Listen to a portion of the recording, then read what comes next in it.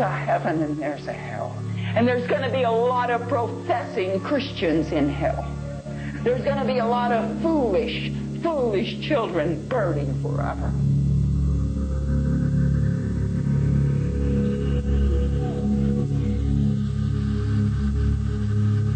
The Greens encouraged this sort of behavior because it made these children tougher. It made them warriors, made them more spiritual. The more parents abuse their children in front of the Greens, the better favor they wear in the Greens' eyes.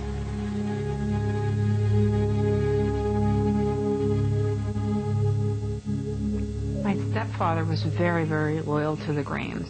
He had a very close relationship with Lila, and he would do anything that they asked. He was probably the most obedient person in there. I would watch him insult my mother. I'd watch him get on my mother's case. I'd watch him treat my mother badly. And this was okay because he was in with the Greens. And I remember one time that I heard Steve tell my mother that she needed to whip my youngest brother because he was making noise. I needed to take him outside and spank him with a bare butt with a leather belt because he was cooing and making cute noises during their service. I spanked my children with a belt, and then I would cry when after the event would happen. And if I didn't cry outwardly, I cried inwardly because part of my survival was learning not to cry. I witnessed a lot of abuse going on in the group. One of the parents in there used to drill her son and make him stand up and sit down for 30 minutes at a time. And he had to obey, and he was little. He was about 2.5. And when he didn't listen, he was beaten. They would lock him in the basement for days at a time and slip food under the door. One member of the group beat him with a board that had nails. He would cry out to God and pray to God loudly so everyone could hear him while he was locked up, yet no one would ever acknowledge him. The way the Greens work ultimately is that they want to break every bond that every family member has with each other, mother and child, husband and wife. It doesn't matter. If they sense a bond there, they're going to break it.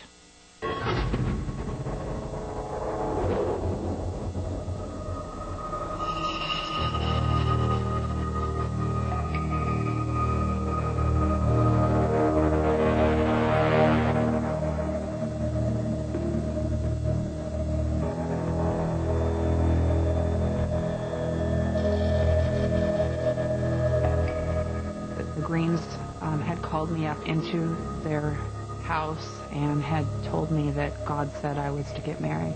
And I agreed to do it because God said. I always told myself that it was okay because I would be going to heaven as the reward for all the suffering on earth.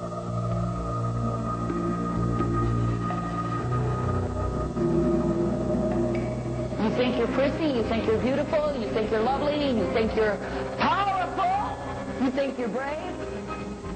Wait till I get through with you. So one day Lila came up and she said, God is going to bring about a judgment in our camp. That there is somebody here who is going to wish that they were not alive. That person ended up being my mother. I was accused of spiritual adultery, which meant that I put something other than God in first place in my life. And basically it was my family. They said that I idolized my children. I was just crying, and I didn't understand. I was so confused. I felt condemned. I felt like, man, what was going to happen to me? What's going to happen to my family? I felt very afraid.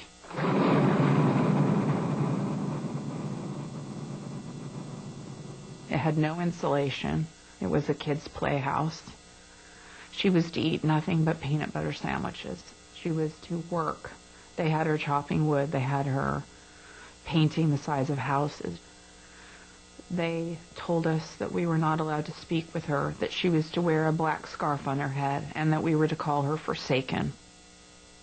She did all the dishes for 40 people every morning and every night. She did nothing but work, and she didn't have a shower. She had to take a shower in the winter in Sacramento in a hose. It was very hard for me as a child to witness my mother going through this sort of thing. At the time I was pregnant with my first child, that my mother was judged. It broke my heart that my mother couldn't be a part of my pregnancy. I would see my mother in the backyard working. I'd have to walk by and not look at her. And it was the most painful thing to do. Eventually, my stepfather told my mother to leave. I was so afraid because I didn't know what to do. I wanted back in the God's army. I still was under that mindset.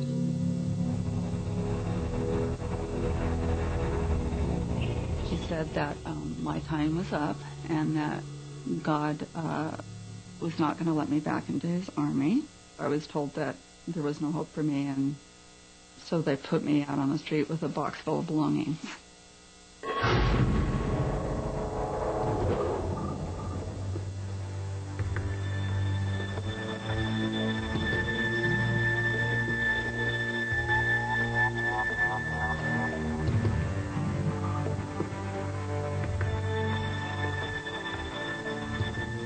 They asked me to sign a letter denouncing my mother, and they typed it up, and I signed it. There was no questioning what they did. I had to show that I was completely loyal to them.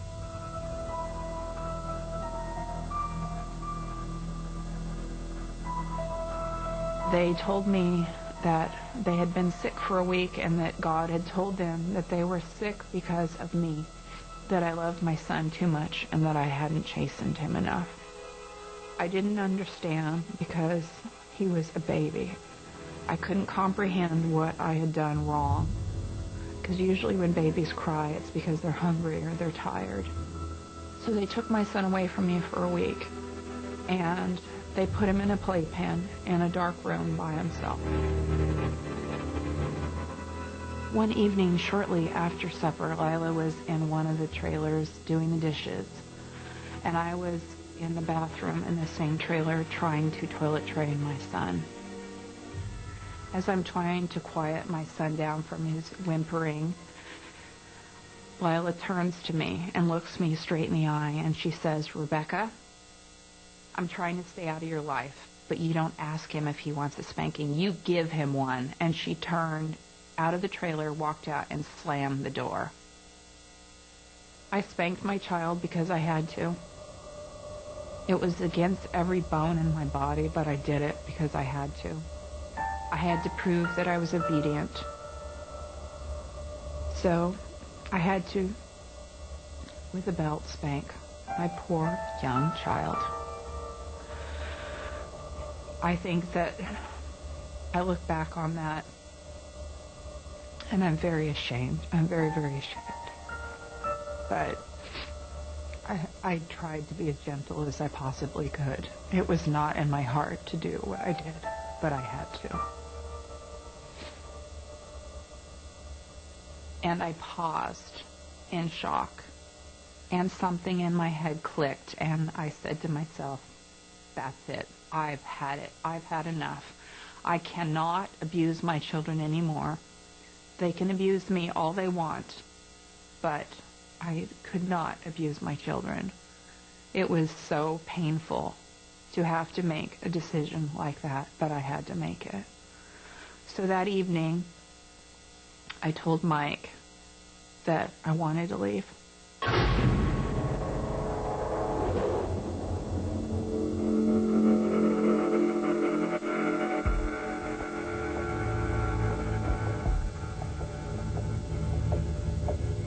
We left in the middle of the night with a duffel bag with our items, a 3-month-old on my arm, a 2-year-old on my hand, And we snuck out in the middle of the night, and we caught a taxi, and we left. And my husband looked at me very alarmed, and he asked me, "Are you okay? Are you thinking about going back? Are you okay?" And I said, "No." I said, "I'm leaving everything that I've known, and I'm leaving a lot of really good friends, and I know I will never see them again." I thought at that moment that I was going to hell, that I was leaving God, and I was going to hell. And I had to, because I couldn't witness my children being abused anymore. I couldn't do it.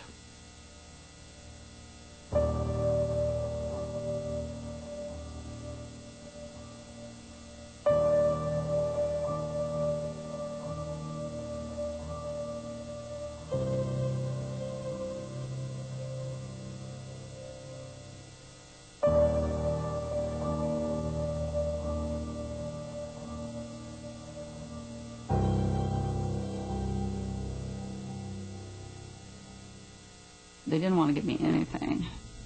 And a few days after, having won the judgment, they destroyed all their compounds.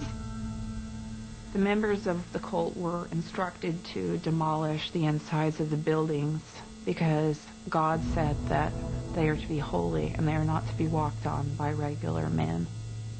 I'm saying we had nothing to do with vandalism, and I could prove that vandalism had taken place to us many times when we lived there.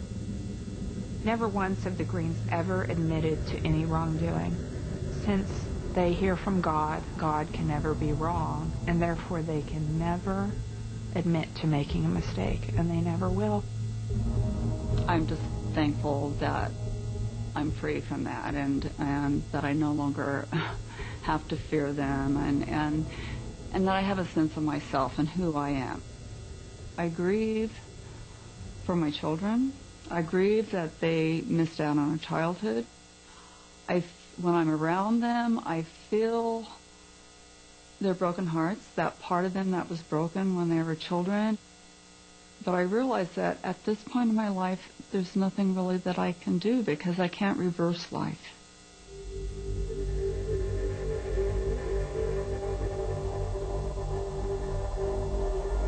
What initially seemed to start out as an innocent prayer meeting ended up being an ultimate control of all of our lives.